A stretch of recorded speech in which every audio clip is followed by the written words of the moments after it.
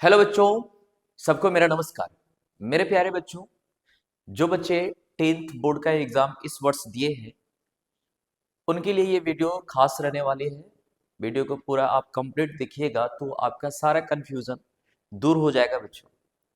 मैं चर्चा करने वाला हूँ कि 10th क्लास के बाद आप कौन सा स्ट्रीम लेंगे ताकि आपका करियर अच्छा बने। बच्चों, मैं आज वो सारे चीज़ों को यहाँ पे डिस्कस करूँगा कि किस फील्ड में जाने से आपको ज़्यादा बेहतर है, आपकी रुचि किस में है। ये सारे चीज़ों को मैं एक्सप्लेन करूँगा। वीडियो लंबा होगी, कोई दिक्कत नहीं है, लेकिन आज मैं पूरा का पूरा डिटेल आप लोगों को मैं समझाने वाला हूँ। सबसे बड़ी बात ये होती है बच्चों कि 10 के बाद साइंस लें, आर्ट्स लें या फिर कॉमर्स लें, ये बहुत बड़ा कंफ्यूजन रहता है। अगर जो बच्चा पढ़ने में तेज है तो उसे सजेस्ट किया जाता है कि तुम साइंस लेकर के पढ़ो। उससे थोड़ा सा अगर नॉर्मल रहता है तो उसको सजेस्ट कर देता है कि कॉमर्स लेकर के पढ़ो। और जो बच्चे थोड़ा सा वीक रहते हैं 10th में, जिनका रिजल्ट अगर अच्छा नहीं आता है, तो उन्हें कह देते हैं लोग कि तुमसे साइंस नहीं हो पाएगा, आर्ट्स लेकर के पढ़ो। देखिए, कोई भी स्ट्रीम जो है ना, कोई भी सब्जेक्ट जो है ना, खराब नहीं है। सब जो है अपने जगह पे, सब अपने जगह पे एक नंबर है मेरे भाई। ठीक है, लेकिन सबसे बड़ा कंफ्यूजन क्या हो जाता है ना कि अगल बगल के बच्चे जो होते हैं वो देखा देखी से, अगर उसका दोस्त अगर साइंस लिया तो वो भी साइंस लेंगे, अगर उसका दोस्त आर्ट्स ले रहा है तो ये भी आर्ट्स लेगा। तो यहाँ पे बहुत बड़ा कंफ्यूजन हो जाता है कि आखिर करे तो करे क्या हम। तो वो सारी चीज आज यहाँ पे हम क्लियर करने वाले हैं मेरे प्यारे भाई, समझिएगा। सबसे बड़ी बात होती है कि ये तीन स्ट्रीम जैसे ही आप 10 से 11th में आप आते हैं मेरे प्यारे बच्चों, तीन भागों में बांटा जाता है 11th को। एक आपका हो जाता है बच्चों साइंस, दूसरा आपका आर्ट्स, और तीसरा होता है बच्चों कॉमर्स। और खास करके जो बच्चे गांव एरिया के हैं, रूरल क्षेत्र के हैं, उन्हें एक ही लाइन में समझा देते हैं कि बाबू तुमसे साइंस नहीं हो पाएगा, तुम आर्ट्स लेकर के पढ़ो। तुम्हारा स्थिति ठीक नहीं है, तुम्हारा घर का कंडीशन ठीक नहीं है, तो तुम साइंस मत लो, आर्ट्स लेकर के पढ़ो, ऐसा लोग कहते हैं। सुनने में बहुत आता है। बच्चा अगर पढ़ने में तेज भी है, ठीक ना, तो उसे लोग डिमोलाइज करवा देते हैं कि आपका बैकग्राउंड ठीक नहीं है, स्थिति ठीक नहीं है, तुमसे साइंस नहीं हो पाएगा। साइंस लोगे, इतना ज्यादा पैसा खर्चा होता है पढ़ने में, 2 साल में कहाँ से पूर्ति होगा। वो हर एक एक पॉइंट को हम आज डिस्कस करेंगे, है ना। किस फील्ड में आप जा सकते हो, आपका लक्ष्य क्या होना चाहिए, वो सारे चीजों को हम चर्चा करेंगे बच्चों। तो जैसे ही आप 11 क्लास में जाते हो बच्चों, तीन स्ट्रीम है जिसमें आप 11th में एडमिशन लेंगे। तो आपको पहले से डिसीजन लेना होगा कि आप किस लाइन में जाना चाहते हैं, आप करियर किस फील्ड में बनाना चाहते हैं, उसके बारे में। तो सबसे पहले अगर हम बात करें बच्चों आर्ट्स पेपर का, जो बच्चे आर्ट्स लेकर के पढ़ते हैं उनका एक मोटो होना चाहिए कि वो सिविल सर्विसेज का तैयारी करें। सिविल सर्विसेज में जैसे बच्चों यूपीएससी हो गया, जेपीएससी हो गया, बीपीएससी हो गया, मतलब जितना हो, और गवर्नमेंट जॉब, सरकारी नौकरी जिसको कहते हो, ठीक है। क्योंकि ये सारे चीजों का प्रिपरेशन आप अगर करते हो तो इसमें आपका टोटल का टोटल आर्ट्स पेपर ही पढ़ना पड़ता है। हिस्ट्री, ज्योग्राफी, पॉलिटी, टोटल चीज आपको, जो आप 11th-12th में पढ़िएगा वही सारा चीज जो है आप जब तैयारी करिएगा सिविल सर्विसेज का, तो सेम चीज आपको पढ़ना पड़ता है बच्चों। ठीक है, जो बच्चे का सपना है कि गवर्नमेंट जॉब का तैयारी करे, है ना, गवर्नमेंट जॉब का प्रिपरेशन करे, तो उसमें आर्ट्स पेपर जो होता है वो बहुत मददगार होता है, बहुत हेल्पफुल होता है। ठीक ना। ये हो जाता है आपका आर्ट्स स्ट्रीम से, लेकिन इसके लिए बच्चों आपको 11th-12th के साथ साथ आपको कंप्लीट करना पड़ेगा आपको बीए ग्रेजुएशन। मोटा मोटी अगर आप इस फील्ड में जाना चाहते हैं गवर्नमेंट जॉब के क्षेत्र में, तो आपको जो है कम से कम बच्चों 7 से 8 साल अपना प्रिपरेशन में समय देना पड़ेगा, है ना, 7 से 8 साल तक, और कंटिन्यू आपको देना होगा, तब जाकर के आप कोई बढ़िया सा सरकारी नौकरी आप पा सकते हैं। ठीक है, तो ये हो जाता है इसके लिए। कॉमर्स फील्ड में आप जाते हो बच्चों, तो कॉमर्स में इसका एक सबसे टफेस्ट एग्जाम जो होता है बच्चों, वो होता है सीए का, चार्टेड अकाउंटेंट्स का। ये सबसे हाई लेवल का एग्जाम होता है कॉमर्स वाले बच्चे का। तो जो बच्चे का सपना है कि बैंकिंग का तैयारी करे हम, है ना, बैंकिंग हो गया, सीए हो गया, और भी 2-3 एग्जाम होते हैं। बैंकिंग भी आपको गवर्नमेंट जॉब के अंदर ही आ जाता है, ठीक है।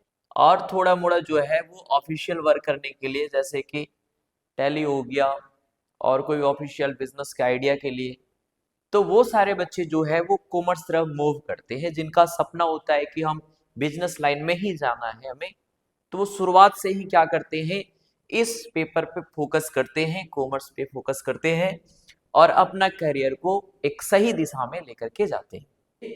सबसे बड़ी बात क्या है जानते हैं, आपको अगर सही गाइडेंस मिल जाए तो आप सही जगह पे पहुंच जाइएगा।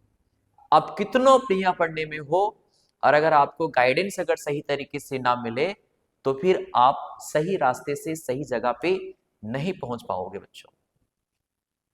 कॉमर्स फील्ड में हमारा ये होता है, इसमें भी बच्चों सीए करने के लिए या बैंकिंग करने के लिए आपको बीकॉम करना पड़ेगा बच्चों। बीकॉम है, एमकॉम है, ठीक है। मतलब 2 साल आपका इंटर में जाएगा, 3 से 4 साल आपका ग्रेजुएशन में चला जाता है। अब प्रिपरेशन आपको तो करना ही पड़ेगा, कोई भी एग्जाम को निकालना है तो। उसके बाद बच्चों आते हैं हम लोग साइंस के तरफ। साइंस में यहां से बच्चों 2 फैक्टर बनता है। 2 फैक्टर क्या है आपका, कि जैसे जो बच्चे बायोलॉजी रखना चाहते हैं, यानी कि पीसीबी, फिजिक्स केमिस्ट्री बायोलॉजी, उसके पास ऑप्शन होता है बच्चों मेडिकल फील्ड में जाने का। मेडिकल फील्ड में जाने का मतलब डॉक्टर बनने का सपना, जो बच्चे डॉक्टर बनने का जो सपना देखते हैं, वो फिर इस रास्ते को अपनाते हैं। इस लाइन में जाने के लिए बच्चों आपको एक एग्जाम क्रैक करना पड़ता है, जिसका नाम होता है नीट। नीट अगर आप क्वालिफाई कर जाते हैं तो आपको एक गवर्नमेंट कॉलेज मिलेगा, जहां से आप एमबीबीएस करिएगा, डॉक्टरी का पढ़ाई करिएगा, और पढ़ाई करने के बाद फिर जो है आप एक डॉक्टर बनिएगा। नीट निकालने के बाद आप सीधा एमबीबीएस करिए, या तो फिर इसमें बी फार्मा होता है बच्चों, जो दवा ववा के बारे में पढ़ना रहता है मेडिकल लाइन में, बी फार्मा, डी फार्मा, ये सारे ऑप्शन जो है हमारे पास दिख जाते हैं जब आप फिजिक्स केमिस्ट्री बायो रखते हैं। और दूसरे तरफ अब आते हैं तो आप जो है पीसीएम लेकर के पढ़ते हो, फिजिक्स केमिस्ट्री मैथ्स, ये 3 सब्जेक्ट इसमें इंपॉर्टेंट होता है। और इसके बाद अगर आप पीसीएम लेकर के आप इंटर पास कर जाते हैं, तो आपके पास बहुत सारे रास्ते खुल जाते हैं। पहला अगर हम बात करेंगे बच्चों इंजीनियरिंग फील्ड में, इंजीनियरिंग के फील्ड में आप सुने भी होंगे इंजीनियर बाबू, इसमें बहुत सारा ऑप्शन रहता है, मैकेनिकल, इलेक्ट्रिकल, सिविल, बहुत सारे ऑप्शंस रहते हैं, कंप्यूटर साइंस इंजीनियरिंग। उसके लिए आपको क्या करना होगा बच्चों, मैथ्स लेकर के ही पढ़ना होता है, ठीक है। और साथ ही साथ यहाँ पे इंजीनियरिंग करने के बाद जिस बच्चे का सपना होता है डिफेंस लाइन में जाने का, तो उनके लिए एक पहला जो सबसे अच्छा एग्जाम होता है भाई, वो होता है आपका एनडीए, नेशनल डिफेंस एकेडमी, जो यूपीएससी कंडक्ट करवाती है। और इसमें एक पेपर जो मेन पेपर होता है बच्चों, वो मैथ्स का होता है। मतलब मैथ्स पेपर को क्वालिफाई आप करेंगे तभी फिर आप सेकंड पेपर में आप बैठ पाओगे एग्जाम के लिए। ठीक है, तो इंजीनियरिंग हो गया आपका, एनडीए हो गया। और बहुत सारे बच्चों का अगर मन करता है कि नहीं हमें इंजीनियरिंग की तरफ नहीं जाना है, हमें, क्योंकि अब ये युग जमाना जो चल रहा है वो आपका इंटरनेट का है, एप्लीकेशन का है, कंप्यूटर का जमाना चल रहा है। आप देख पा रहे हो कि जिस तरीके से डेवलप हो रही है, जिस तरीके से अभी समय पार हो रहा है हमारा, सारा चीज जो है वो किधर मूव हो रहा है, सॉफ्टवेयर पे। तो उसके लिए बीसीए का एक ऑप्शन आ जाता है जब आप 12 पास कर जाते हो तो। और बीसीए करने के बाद आप कंप्यूटर एप्लीकेशन बनाने के लिए सीखिएगा। अच्छा, इंजीनियरिंग में आप अगर जाते हो ना, तो इसमें जो सबसे बढ़िया कॉलेजेस होते हैं बच्चों, वो होता है आईआईटी, एनआईटी। और यहाँ से आप अगर बीटेक कर लेते हो, वहां से आप इंजीनियरिंग कर लेते हो, तो आप अच्छा खासा पैसा कमा सकते हो, अच्छा खासा अर्निंग हो। आप जो मोबाइल में गेम चलाते हो, जो भी बड़े बड़े गेम जैसे फ्री फायर हो गया आपका, पबजी हो गया, बहुत सारे ऐसे गेम हैं, वो पता है सब आईआईटीएन लोग बनाता है। क्योंकि वहां से ना, जब आप आईआईटी करने के लिए जाओगे तो वहां से आपका दिमाग इतना ज्यादा ब्रॉड हो जाएगा, खुल जाएगा, सोचने समझने की क्षमता बढ़ जाती है। अच्छा, एक चीज यहाँ पे और नोटिस क्या करना है आपको, कि जब आप यूपीएससी का, जब रिजल्ट आता है बच्चों, तो वहां पे देखा जाता है कि 90% बच्चे जो होते हैं वो सारे के सारे आईआईटीएन रहते हैं, एनआईटीएन रहते हैं। क्योंकि आप अगर सिविल सर्विसेज का तैयारी करोगे ना, तो आपको ना बैठ करके पढ़ने के लिए ना, पैसेंस की जो क्षमता होनी चाहिए, 24 घंटे में 20-20 घंटे पढ़ने का जो पैसेंस होता है ना, वो एक इधर एनआईटी और आईआईटी वाले स्टूडेंट के पास होता है। तो ये सारे स्टूडेंट जो है, जब आईआईटी कंप्लीट कर लेते हैं, अपना बीटेक कंप्लीट कर लेते हैं, तब जाकर के यूपीएससी का फॉर्म फिल करते हैं और 1 या 2 अटेम्प्ट में वो क्रैक कर लेते हैं और आईएएस और आईपीएस बनते हैं। तो बच्चों, आपको डिसीजन लेना है कि हमें किस फील्ड में जाना है। रही बात है कि कितने खर्च होते हैं साइंस पढ़ने में, तो हम बता देते हैं ना के बराबर खर्च होता है। झूठ मुठ का अफवाह फैला दिया जाता है कि साइंस में लाखों लाख खर्च होते हैं। नहीं, जो बच्चे पढ़ने वाले होते हैं सच में, जिसका घर का स्थिति खराब भी रहता है, वो अपना 2 घंटा 3 घंटा पार्ट टाइम वर्क करके अपना पढ़ लेते हैं। छोटे छोटे बच्चों को ट्यूशन पढ़ा करके पढ़ लेते हैं, 2 घंटे 4 घंटे का ट्यूशन पढ़ा दिया बच्चे लोग को, छोटे छोटे बच्चे को, और फिर अपना खर्च निकाल करके खुद से भी पढ़ सकते हैं। कोई बड़ी बात नहीं है साइंस पढ़ना, कि साइंस में लाखों या 2 लाख 5 लाख खर्च होते हैं। नहीं, आपके अंदर में वो जुनून होना चाहिए, पढ़ने का वो जुनून होना चाहिए। आप एक झटके में सारे चीजों को कर सकते हैं।